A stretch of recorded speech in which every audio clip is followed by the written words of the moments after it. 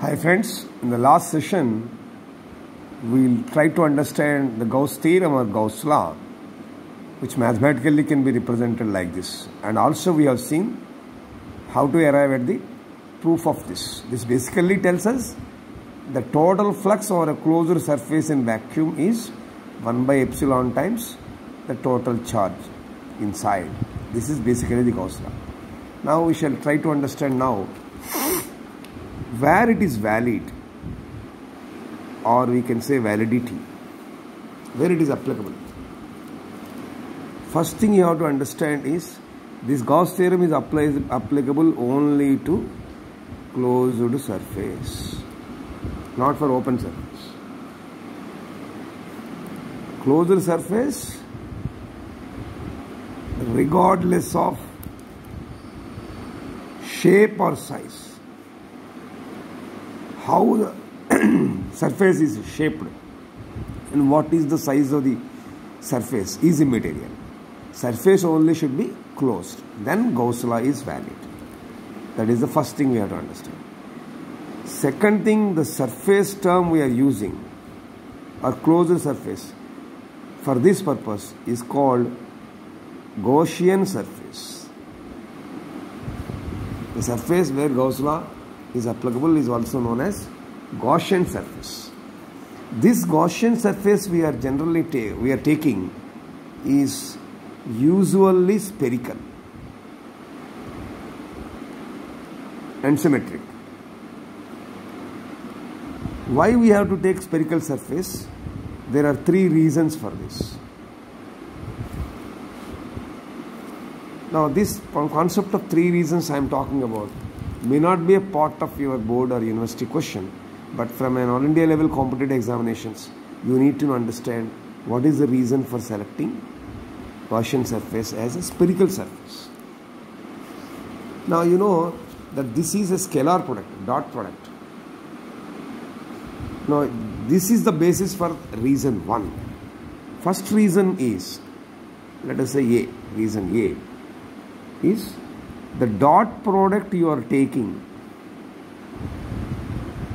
as E dot ds, or scalar product. Scalar product tells it what magnitude of E, magnitude of ds, and cosine of the angle between them. So this you can write E ds cos theta. For a spherical surface, theta is 0 because cos 0. Then it will be E into ds. Because at all points on the spherical surface,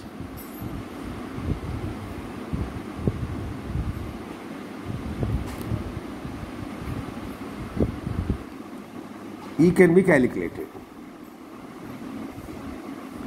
So you can find the integral of this. So spherical surface, theta equal to 0 at all points. That is the first reason.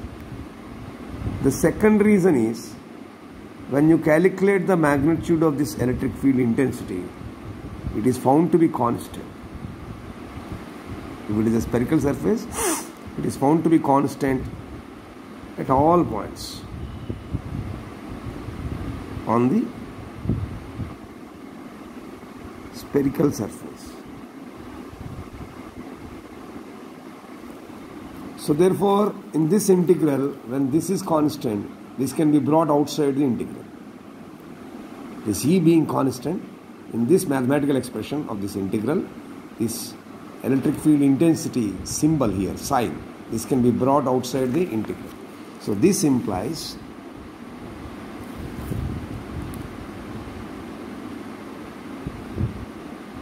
E can be brought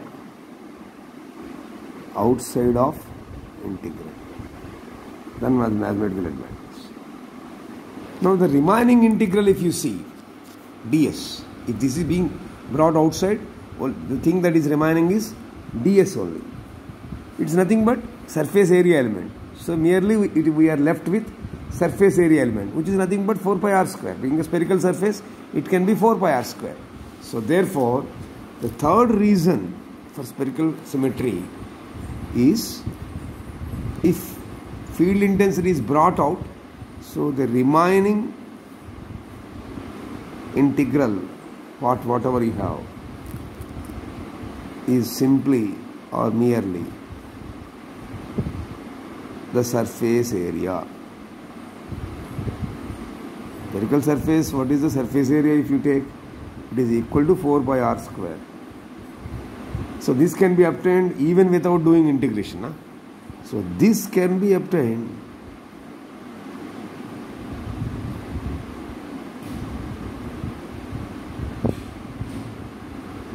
without actually doing integration. So these are the basic three reasons. I am just summarizing this. Already we have seen Gauss theorem and its proof. Now we are looking at understanding where it can be valid. It can be only valid when it is a closed surface. The shape of the surface, the size of the surface is not considered, is immaterial. So regardless of shape or size of the surface, if it is a closed surface, Gaussian theorem can be applied. So in the application of Gaussian theorem, whatever closed surface we are considering for discussion is what is termed as Gaussian surface. Generally the Gaussian surface we take looks spherical. The reason for taking it to be spherical is threefold. If it is a spherical surface, in this expression, this dot product if you take, the first reason we can apply is dot product E dot ds gives us EDS cos. In a spherical surface, theta everywhere is 0, therefore EDS cos theta value is EDS. So because all the points spherical surface theta is 0. Then in this expression, this field intensity on the spherical surface wherever you take is constant. If it is a constant, it can be brought outside of the integral. So that is the second point. The field intensity being constant at all points on the spherical surface, this can be brought out of the integral. Once you bring it out of the integral, the remaining part left over is the area element of it. Spherical surface area is 4 pi r square. 4 pi r square you can compute even without integration. So that is another advantage you have. So that is the third point here. So the remaining integral which is left is nothing but just surface area, which is nothing but 4 pi r square in the case of a spherical surface. So this can easily be calculated with the help of not doing integration at all. So with this background, we can say that the Gaussian surface chosen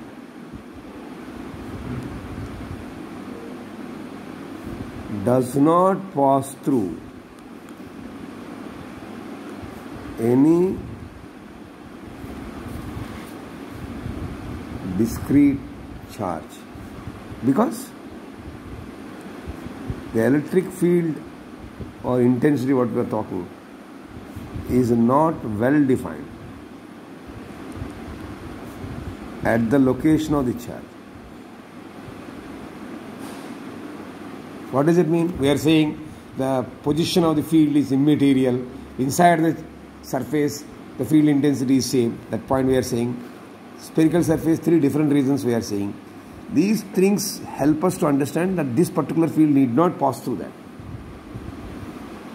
So therefore, let us say, take another situation.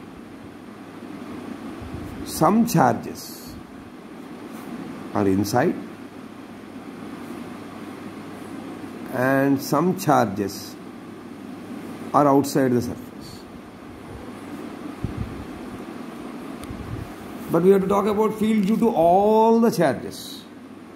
So therefore, the electric field we are talking about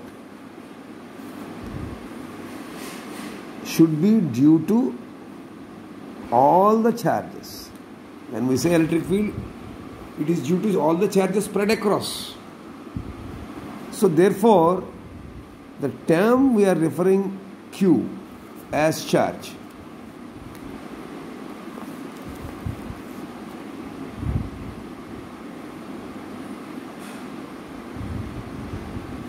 represents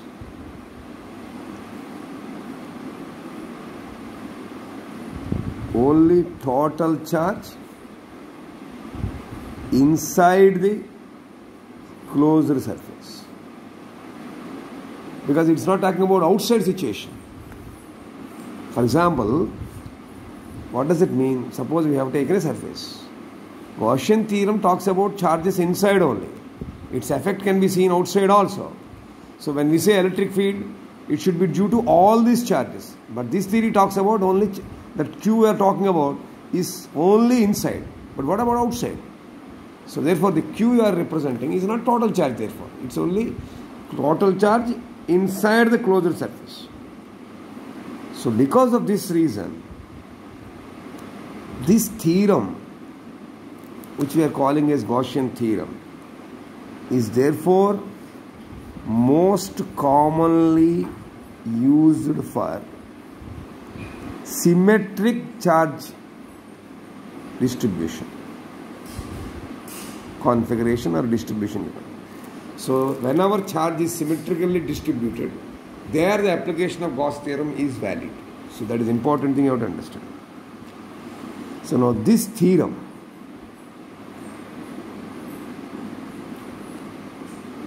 is based on inverse square dependence on the distance. What is inverse square dependence? We are saying now E is proportional to 1 by R square. R is the distance. So this theorem is based on inverse square dependence. Now one interesting thing that can help us from this theorem is to compute. So we can compute the number of electric field lines that radiate outwards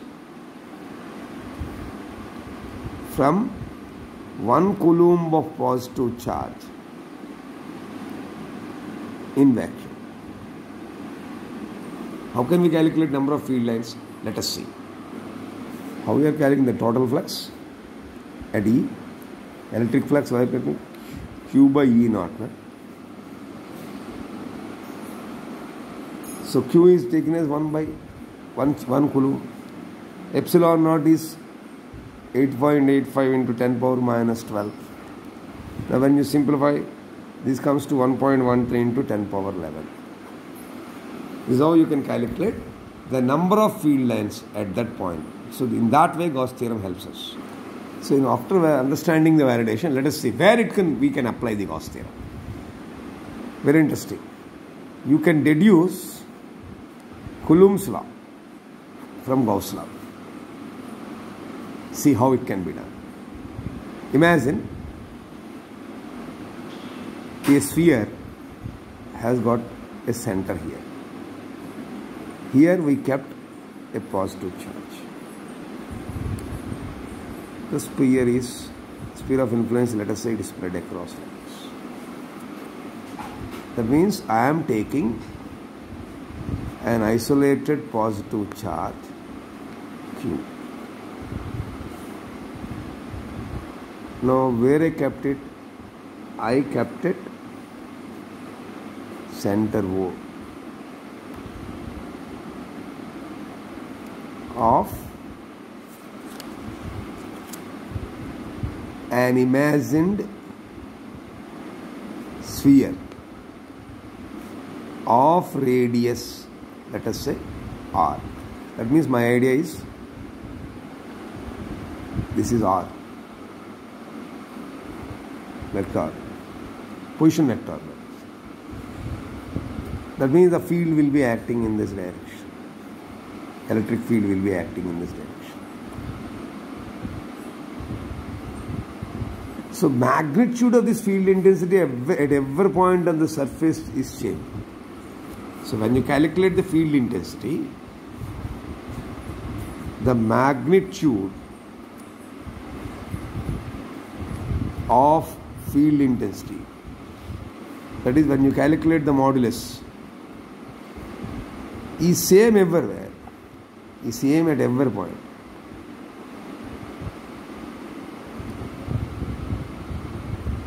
And where it is, here it is same, here it is same. Wherever you take it is radially outwards. Sound is radially outwards. Okay, so in that situation, at this point, take a small area element, ds. So therefore,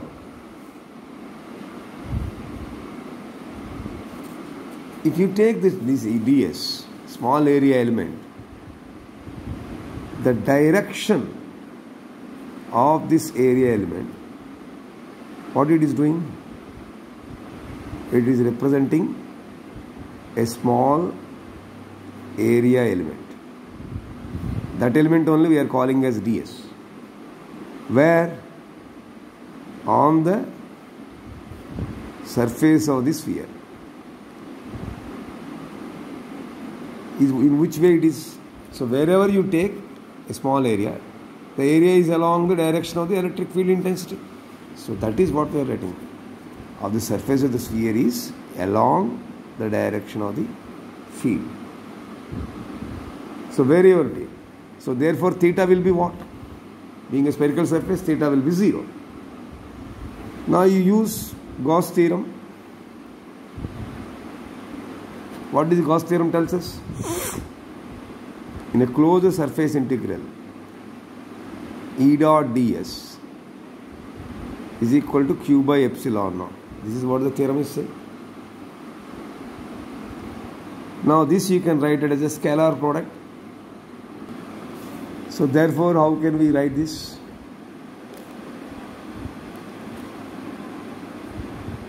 Surface integral of E ds cos 0 is equal to q by epsilon naught. E constant, you bring it out. So E into surface integral of ds is equal to q by epsilon naught. Now this is E into surface area. If you integrate for a spherical surface, this is 4 pi r square only. So therefore E into 4 pi r square is equal to q by epsilon naught. So you can simplify this and combine it and write it as E is equal to, this will go to the denominator, q by 4 pi epsilon naught r square. Now this point what we have taken here, let us say this point is P. So at P we calculate. So therefore if you see this expression, what is this E?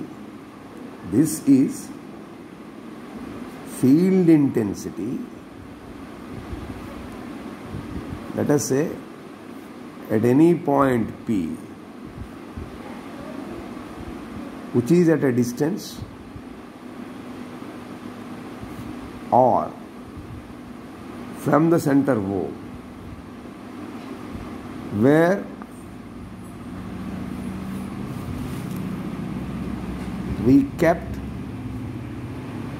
an isolated positive point charge. What does it mean? This value we calculated is nothing but, see the diagram, that E value at calculated is the field intensity at this point P, which is at a distance of r radially outwards from the center of a sphere where we kept a positive unit charge. So that is what is the meaning of this paragraph. Hope you understood this. Suppose in this situation another point charge, let us say q naught,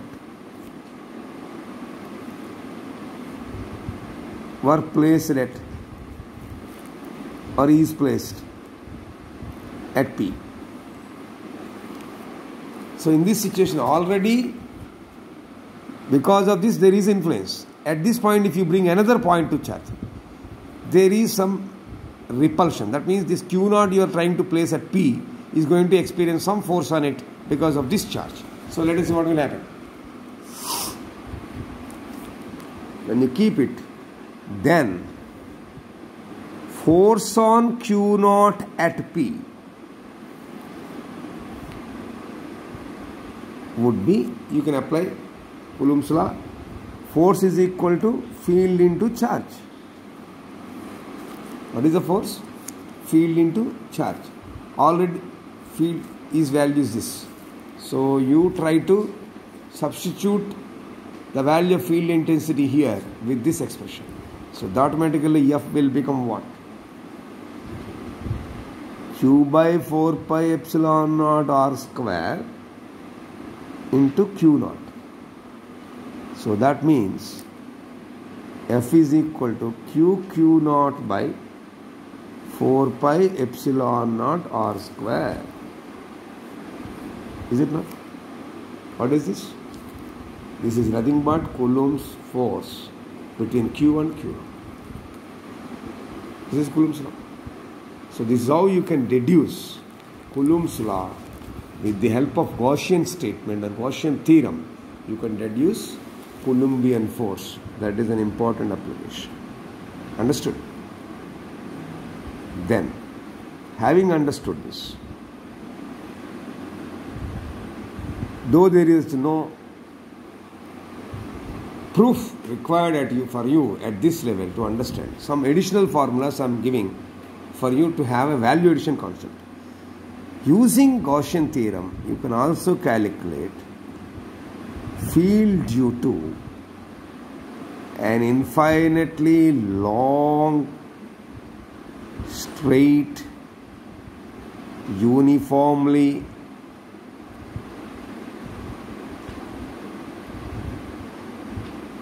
charged wire. So if you keep a long, straight, uniform at an infinite distance, infinitely long wire, you can calculate the field value as 2 pi epsilon naught r. Here you get something called lambda. Now this lambda is what we call as linear charge density.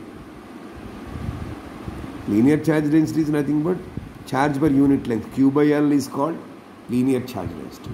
So this is type of expression can be obtained using Gauss law. Because it's not under your purview, I am not explaining the derivative part of this. It comes at a higher level of engineering physics. How to derive electric field intensity in the case of a field due to an infinitely long, straight, uniformly closed wire. So this is one expression you can get. Okay, then see other applications of Gauss law. Let us say you have taken uniformly charged spherical shell. You have taken a uniformly charged spherical shell. Now the charge distribution in this case can be, let us say there can be charge outside the surface, there can be charge inside the surface. Now when you are saying inside uniform, then automatically field intensity will be 0. But in the case of outside, if you take the field intensity, it comes to around sigma by epsilon. Here sigma refers to surface density.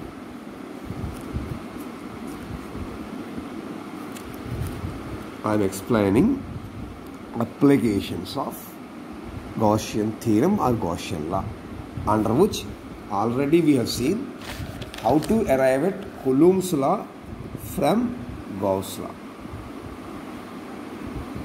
Coulombian force can be obtained. That is one application. Another application is using Gauss theorem, you can calculate field due to an infinitely long, straight, uniformly charged wire. This derivative part is not there for you. Similarly, using Gauss theorem, you can also calculate field outside the surface. So far we are talking about inside. Outside also we can calculate with the help of Gaussian theorem. It will come to around sigma by epsilon naught, where sigma is the surface charge density. Okay. Then, at another application is, suppose you take a non-conducting charged sphere. Non-conducting charged sphere. When you take like that, 3 different places will be there. One is inside, second one is center, third one is surface. So there can be charge at the center, there can be charge inside, there can be charge on the surface. So with the help of Gaussian theorem or Gauss law, we can calculate the field intensity in the case of a non-conducting charged sphere. The value you are going to get as, inside you will get an expression like R into rho power L by 3 epsilon naught. Don't worry about the names of these variables. Just remember the formula. At the center it is 0. At the surface it is R rho by 3 epsilon naught. How these values will come? That is not required for you, because that will come at an higher level of engineering. So expressions, using Gauss law, you can find field intensity value in the case of a non-conducting charged sphere, inside the sphere, at the center of the sphere, on the surface of the sphere. So Gauss law can be applied. These are all applications of Gauss law. So that is what we have to understand. So this discussion completes understanding of electrostatics from the third approach called electric flux and potential. If you remember well, the very beginning of our lectures, I said that our dealing of electrostatics is from 4 different angles. So from the angle of charge we have seen, from the angle of field we try to understand electrostatics. Now in this current situation we try to understand electrostatics from the angle of electric potential and electric flux. So in the next session we shall try to understand electrostatics from the angle of something called capacitors. With that we can conclude electrostatics. So in the next session we try to understand electrostatics from the angle of capacitors. Okay.